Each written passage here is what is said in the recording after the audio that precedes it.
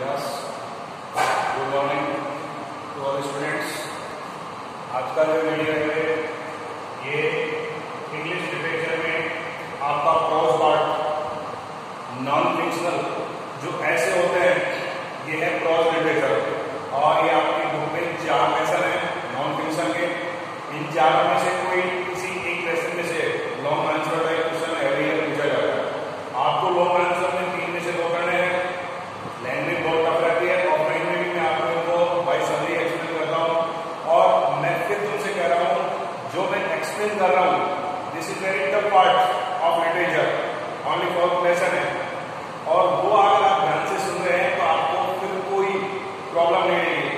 Recently जो बच्चे pass out हुए हैं आप उनसे जरूर कॉन्टेक्ट करें जिनके अंदर 99 कि मैंने उनसे क्लास में लिटरेचर अक्सर होता हूँ ये कहता हूँ कि what I explain there is to for पता है। मैंने आपको या तो आप जो टीचर ने पढ़ाया उसको एडिट कर लीजिए या फिर जो टीचर ने पढ़ाया उसको ध्यान से सुनिए और अपने एक्सपेक्शन ये लिटरेचर में ये अच्छे मार्क प्राप्त करने का तरीका है। और एवरी स्टूडेंट आपको ये कहा जो मेरे पास पढ़ करके गए हुए कि आप यदि एक्सप्रेशन सुन रहे हो तो आपको कोई कंफ्यूजन नहीं होगा। नाउ स्टार्ट आपका लेसन है डच कल्चर मैटर, संस्कृति का महत्व। डच कल्चर मैटर का फर्स्ट लेसन और क्लोज पार्ट ये लिखा है E.M. फॉस्टर साहब तो बहुत अच्छे राइटर है, फॉरेन राइटर है। पूरी लेसन देखी फॉरेन है लेकिन मैं आपको इंडियन कल्चर विशेषकर हमारी राष्ट्रीय कल्चर के एग्जाम्पल देकर के आपको उसको शो करता हूँ। E.M. फॉस्टर का फुल नेम है एडवर्ड मॉर्गन फॉस्टर। ये जानना की आवश्यक है लिटरेचर स्टूडेंट्स को। 1879 के जन्म में 1978 में एक्सपायर हो गए। E.M. फॉस्टर का फुल नाम है एडवर्ड मॉर्गन। ये बहुत बड़े इंग्लिश नॉवेलिस्ट, महान उपन्यासकार, एसेसिस्ट, निबंधकार, शॉर्ट स्टोरी राइटर जो आपके सिलेबस में भी है। शॉर्ट स्टोरी लिखते थे, एसेसिस्ट भी हैं। इनका सबसे प्रमुख नॉवल है एवरी जो राइटर है उसकी स्पेस देती बिफोर लेसन एक्सप्लेन कर रहा हूँ। E.M. फॉरेस्टर का सबसे बेस्ट नॉवल है in passage to India when that is the time India is enslaved of English people. जब भारत में अंग्रेजों का राज्य था एक पासेज टू इंडिया का best novel of E.M. Forster. आज जो पढ़ने जा रहे हैं डच कल्चर मैटर ये इनका एक बहुत अच्छा निबंध है। 2 चीयर्स फॉर डेमोक्रेसी उसका एक हिस्सा है। E.M. फॉरेस्टर ने एक बहुत बड़ा ऐसे लिखा 2 चीयर्स फॉर डेमोक्रेसी उसका एक पार्ट है डच कल्चर मैटर। अब कहानी इस लेसन की ध्यान से सुन रहे हैं कि इस पूरे लेसन के अंदर एक फॉरेन कल्चर को विशेषकर इटाली को इटली की कल्चर को ये एक्सप्लेन किया है कि धीरे धीरे आज के इस वैज्ञानिक युग में आज की युवा पीढ़ी हमारी संस्कृति को नकार रही है। संस्कृति विरासत है, वो हमारा अस्तित्व है। और जैसे जैसे वैज्ञानिक युग बढ़ता जा रहा है आज के युवाओं का, आज की युवा पीढ़ी का संस्कृति के प्रति नकारात्मक विचार हो चुके हैं। वो संस्कृति को बेकार की चीज मानते हैं।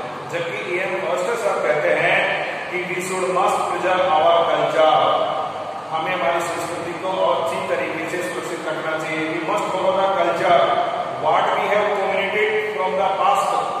पिछले वर्षों में हमने जो कुछ प्राप्त किया है we must communicate to next आने वाली जनरेशन को करना चाहिए।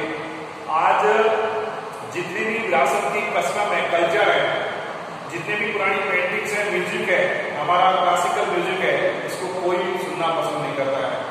अच्छे अच्छे राजा महाराजाओं ने अपने दरबार के अंदर बहुत सारे कलाकार थे, अच्छे अच्छे लेख लिखे हैं, आज उनको कोई पढ़ना पसंद नहीं करता है। तो यहाँ E.M. फॉरेस्टर साहब ने फॉरेन कल्चर को एक्सप्लेन किया है। साथ ही आज सभी देशों की स्थिति है कि लोग संस्कृति को नकार रहे हैं। ऐसा नहीं होना चाहिए। हमें संस्कृति को बचाना भी चाहिए, हमें एंजॉय भी करना चाहिए, उसको अंडरस्टैंड भी करना चाहिए। संस्कृति तो धरोहर है, विरासत है, हमारा अस्तित्व है। तो नाउ ऐसे प्रारंभ होता है बताया डच कल्चर मैटर किसका पार्ट है। E.M. फॉरेस्टर ने ऐसे लिखा था 2 चीयर्स फॉर डेमोक्रेसी उसी का पार्ट है। उनका बेस्ट नंबर कौन सा है ये पासेज टू इंडिया। अपना 1 बाय 1 पॉइंट देखो ऐसे ऐसे प्रारंभ हो रहा है कि कल्चर इज कॉन्फिडेंट वर्ड। आपके पार्ट क्या पढ़ना जरूर। आपके पार्ट की फर्स्ट सेंटेंस है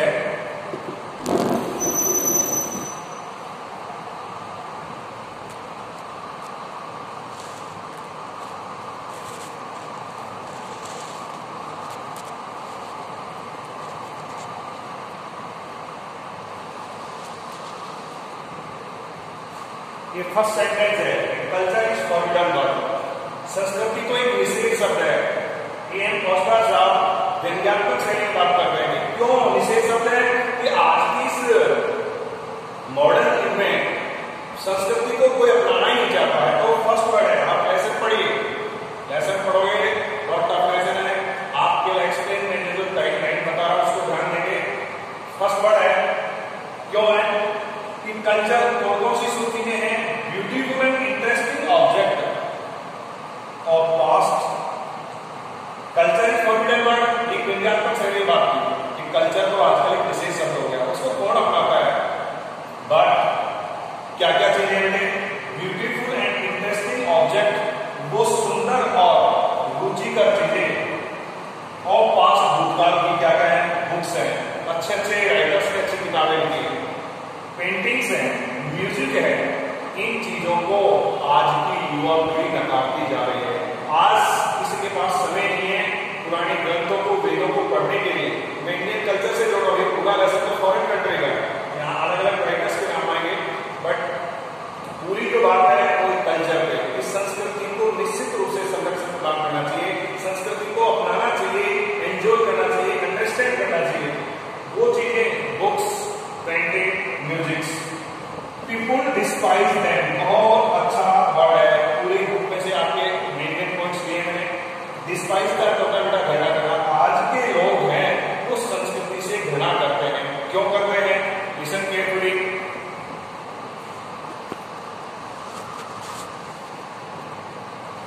ध्यान देंगे, क्या तर्क देते हैं? ये आंसर है, शॉर्ट क्वेश्चन आते हैं बेटे, वर्ड लिमिट होती है 50।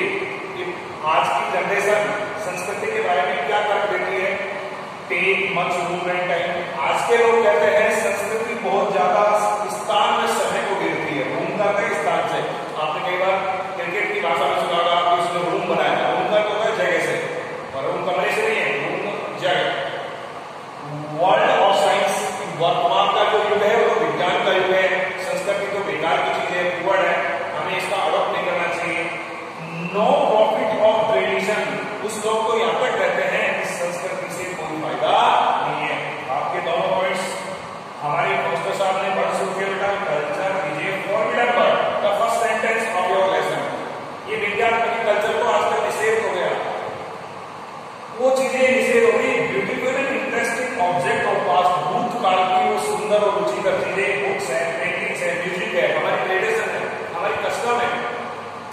पीपुल डिस्पाइज है, लोग तो इसे घृणा करते हैं। क्यों करते हैं? क्या कहते हैं? तब टेक मच मूवमेंट टाइम, की संस्कृति को बहुत ज्यादा स्थान और समय को देखते, इसको फॉलो करने में बहुत समय लगता है, बहुत सारी चीजों का अनुसरण करना पड़ता है। वर्ल्ड ऑफ साइंस, आज हम विज्ञान के युग में जी रहे हैं, हमें संस्कृति से कोई लेना देना नहीं है। नो प्रॉफिट ऑफ ट्रेडिशन, लोग यहाँ तक कर देते हैं कि संस्कृति से तो कोई फायदा ही नहीं है। आगे देखो, आपके 2 पॉइंट हो गए। फर्स्ट, तीसरा पॉइंट दिया जाता है ब्रॉडकास्टिंग एंड सिनेमा। बहुत अच्छी बात कही में। आज के ब्रॉडकास्टिंग यानी टीवी पर जो समाचार आते हैं, सीरियल देखते हैं, या सिनेमा हॉल में क्या कर दिया? Have wiped out the drama. आज के ब्रॉडकास्टिंग, टीवी ने, टेलीविजन ने ब्रॉडकास्टिंग और सिनेमा ने हमारे बहुत ही एक क्लासिकल कलात्मक चीज थी क्या? Drama, theatrical. लोग बड़े चाव से, खुशी से देखने जाते थे। आज मैं आपको अपनी संस्कृति को उदाहरण देता हूं कि बहुत सारे गांवों में आज भी रामलीलाओं का मंचन होता है, नाटकों का मंचन होता है। पुराने लोगों को बड़े चाव से देखते, लेकिन आज की संस्कृति को आज के जो युवा पीढ़ी है, आज के जो मॉडर्न साइंस के जो लोग हैं, उन चीजों को नकार। वही बात मैं लागू हुई है कि ब्रॉडकास्टिंग एंड सिनेमा, दुनिया भर के सीरियल जो टीवी पर आ रहे हैं, पब्लिक बहुत ज्यादा उनमें एंजॉय करती है, इंटरेस्ट करती है।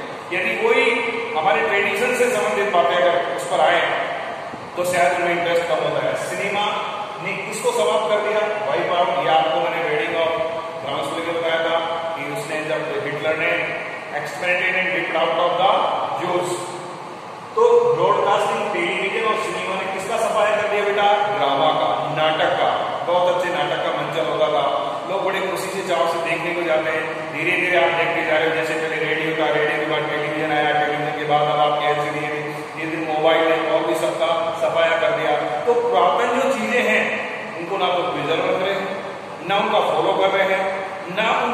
आप एंजॉय करते हैं। ये प्रोफेसर ने कहा, क्या कहा देखो कि नो पेरिस ऑफ दाते। आप इस लाइन को ध्यान से समझना बेटे। मैं आपको बताने जा रहा हूं कि DANT दाते is the greatest English poet, जिस सॉरी इटालियन पोएट, जैसे Shakespeare is the greatest English poet. और अगर हम इंडिया की बात करें तो रविंद्रनाथ टैगोर, महात्मा गांधी, एनी अदर, हमारे आर मुल्कराज आनंद, RK नारायण, आपने अभी आपने जिलेवन के अंदर दी गाइड पढ़ी है, ये इंडियन राइटर है। तो इयन फोस्टर बात कर रहे हैं कि लोगों के पास दाते को, ये इटालियन कल्चर का लेसन है कि लोगों के पास दाते को पढ़ने का टाइम नहीं है। अगर अंग्रेज लोग शेक्सपियर को नहीं पढ़ रहे हैं, इसका मतलब वो संस्कृति को फॉलो नहीं कर रहे हैं। यदि इंडियन लोग मुल्कराज आनंद, RK नारायणन, रविन्द्रनाथ टैगोर, ये ग्रेट हमारे जो पोइट राइटर हैं, इनको अगर नहीं पढ़ रहे हैं, इट मीन्स हम हमारी संस्कृति को छोड़ते जाते हैं। तो नो पेरिस और दाते, दाते is the great Italian poet. अब लेकर कह रहे हैं I have faith, I have so much faith in culture. हमारे नरेटर कहता है, जो वर्णन कर रहे लेखक है इनको, कि मुझे संस्कृति में बहुत बेहद रुचि है। आई हैव मच फेथ, बहुत ज्यादा विश्वास करता हूं इन कल्चरल स्टफ्स, विरासत की चीजों में, सांस्कृतिक स्टफ यानी पदार्थ, उन चीजों के अंदर। लेकिन उसी के नीचे देखो क्या कहते हैं, 14 पॉइंट की फेथ मेक्स वन अनकाइंड। ध्यान रखना कि विश्वास जो होता है वो एक व्यक्ति को निर्दयी बनाता है। ऊपर तो कह रहे हैं I have so much faith in cultural stuff, ये मास्टर साहब कहते हैं कि मुझे सांस्कृतिक चीजें बेहद पसंद है, उन्होंने बहुत ज्यादा दृढ़ता से विश्वास करता हूं। और उसी के नीचे कह रहे हैं फेथ मेक्स वन अनकाइंड। और ये निश्चित है, जब कोई व्यक्ति किसी चीज से अत्यधिक प्रेम करता है, उस चीजों को सुरक्षित रखना चाहता है और उन लोगों, उन चीजों का उन्हीं के सामने जब कोई अपमान करता है तो व्यक्ति निर्दयी हो जाती है। बहुत पूर्ण रहस्य है कि फेथ मेक्स वन अनकाइंड। पहले तो कह रहे हैं बहुत ज्यादा विश्वास रखता हूं, फिर नीचे कह रहे हैं बेटे फेथ मेक्स वन अनकाइंड। विश्वास एक व्यक्ति को निर्दयी बनाता है, निश्चित बनाता है। कोई चीज आपको प्रिय है और उसी चीज को आपके सामने कोई नष्ट करता है तो आप बहुत निर्दयी हो जाएंगे, आप उसके प्रति आपकी घृणा हो जाएगी। कैसे? बहुत अच्छा एक उदाहरण देने वाला हूं, सर रिचार्ड टेरी, जान लेंगे, ये फॉरेन नेशन है, sir Richard Terry organist. Sir Richard टेरी नाम का एक व्यक्ति था जो इटली के चर्च में बहुत बड़ा ऑर्गेनिस्ट का ऑर्गन बजाता था इन चर्च। ध्यान देंगे, ये भी एक क्वेश्चन है और this is a very important para in your books. Sir Richard Terry Italy के बहुत बड़े ऑर्गेनिस्ट थे, वो चर्च में ऑर्गन बजाते थे और ये इटली के महान ऑर्गेनिस्टों में थे। इनके द्वारा लिखे गए गाए गए गीतों को लोग अपनी विरासत समझते हैं, संस्कृति है उनकी। और इस जैसे व्यक्ति की चीजों को अगर वो लोग नहीं पढ़ रहे हैं, ये इसको फॉलो नहीं कर रहे हैं, इसका मतलब संस्कृति में कहीं कहीं निश्चित रूप से गिरावट है। देखो, तो sir Richard Terry organist in church, specialist ध्यान देने का। सर रिचार्ड टेरी की क्या विशेषता थी? मैड्रिगल्स, ये हमेशा लव सॉन्ग, मैड्रिगल्स का होता है the song the theme of love, ये ऐसे गीत गाते थे जिनकी जो थीम होती थी कि वो प्रेम परक होती थी और बहुत बड़े ऑर्गेनिस्ट थे। इन उस जमाने में लोग इनको बहुत अनुसरण करते थे, इनकी पुस्तकों को बड़े चाव से पढ़ते थे, इनके संगीत को सुनते थे। एक बार इन्होंने वहां के जो युवा पीढ़ी थी उसको चिढ़ा लिया। ही टीज्ड यानी चिढ़ाना, यंग म्यूजिशियन, वहां के जो युवा संगीतकार थे उनको ये कहकर के चिढ़ा दिया कि कम से कम तुम एक अच्छे, अगर आप एक अच्छे संगीतकार नहीं बन सकते, लिसन केयरफुली, तो कम से कम एक अच्छे इंसान तो बनिए, क्योंकि आप झूठा दिखावा करते हैं, आपको संगीत का ज्ञान ही नहीं है। ये बात उस जमाने की उस युवा पीढ़ी को सहन नहीं हुई। इतने महान व्यक्ति थे, आज हमारे देश के बड़े बड़े क्रिकेटर हैं, सचिन तेंदुलकर है, रवि शास्त्री है, सुनील गावस्कर है, इन्होंने भी निश्चित रूप से क्रिटिसाइज का सामना किया होगा, तभी आगे बढ़े हैं और एक अच्छे पद पर हासिल होकर के उसको अपने क्षेत्र में नाम बनाया। तो सर रिचार्ड टेरी तो ग्रेटेस्ट ऑर्गेनिस्ट थे, उन्होंने युवाओं को एक मजाक में चिढ़ाया कि ही टीज्ड यंग म्यूजिशियन कि if you can not be good musician, यदि आप एक अच्छे संगीतकार नहीं हो सकते तो एटलीस्ट कम से कम बी गुड ह्यूमन, और एक अच्छे मानव तो बनो, because but you are false shower, तुम तो झूठा दिखावा करने वाले हो, अर्थात जो टैलेंट आप में है ही नहीं उस टैलेंट का झूठा दिखावा करते हो,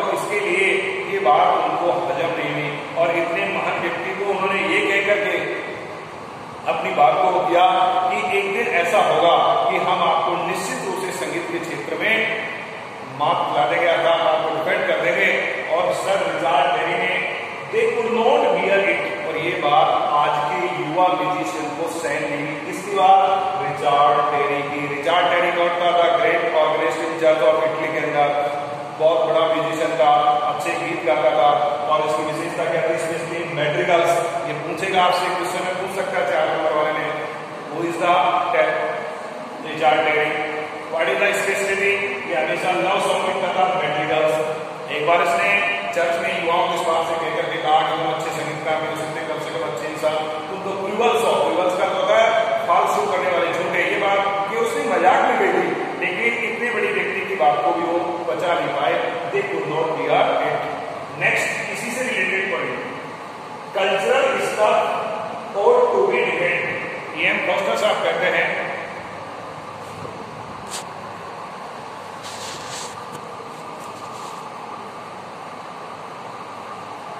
कल्चरल स्टफ, सांस्कृतिक चीजों को और टू बी डिफेंड, इनका पक्ष लेना चाहिए। हमें हमारी कलात्मक जो चीजें जो विरासत में हमें प्राप्त हुई, चाहे वो बुक्स हो, चाहे वो पेंटिंग्स हो, वो म्यूजिक हो, वो हमारी ट्रेडिशन हो, वो हमारी कस्टम हो, we should must preserve them, we must enjoy them, understand them. हमें हमारी कलात्मक चीजों को संरक्षित करना चाहिए।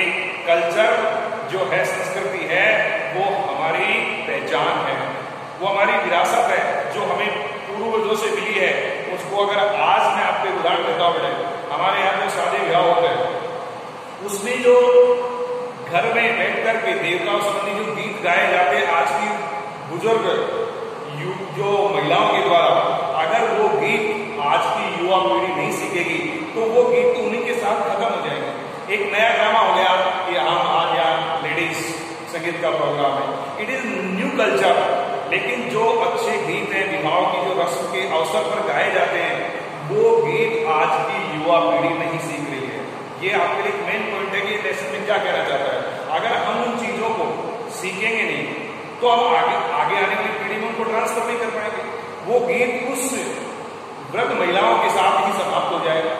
आज बहुत सारे ऐसे कार्यक्रम हैं जिनमें अनेक चीजों का पालन किया जाता है, वो केवल बुजुर्ग व्यक्ति इस बात को जानते हैं, युवा पीढ़ी को नकारती है।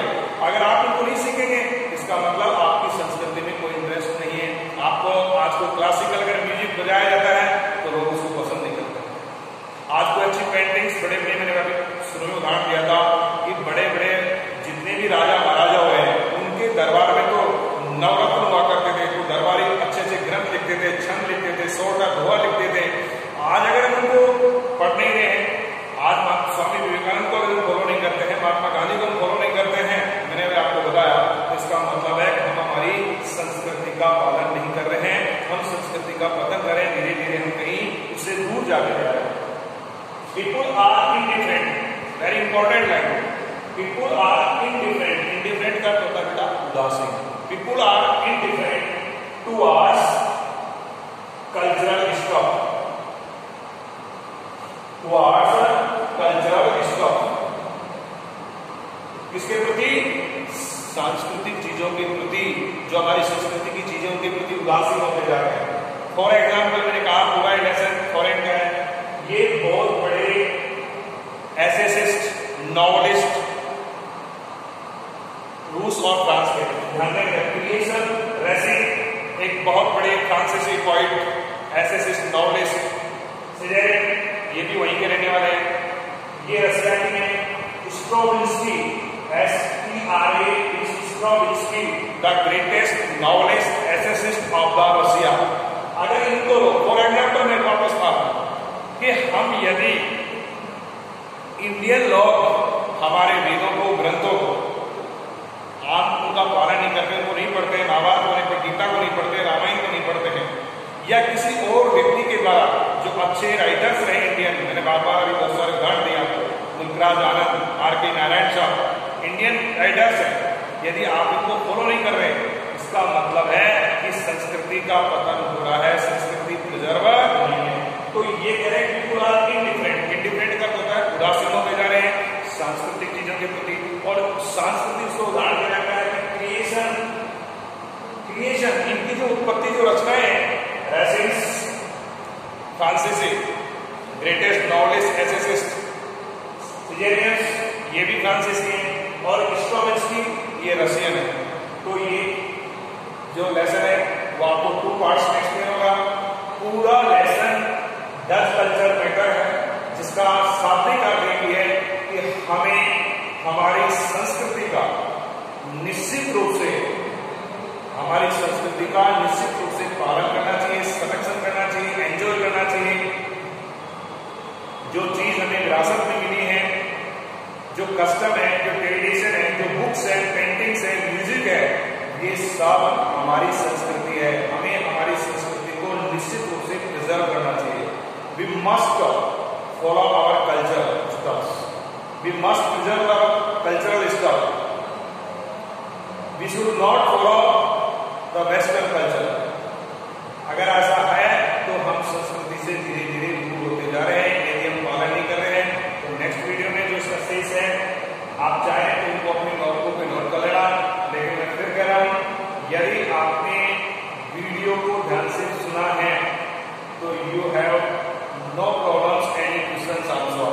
तो ये मैं क्लास में जब बताता हूं आपको, ये जो प्रोज पार्ट के लेसन है, ये टफ लेसन है, ये प्रोज लिटरेचर है, it is not very easy.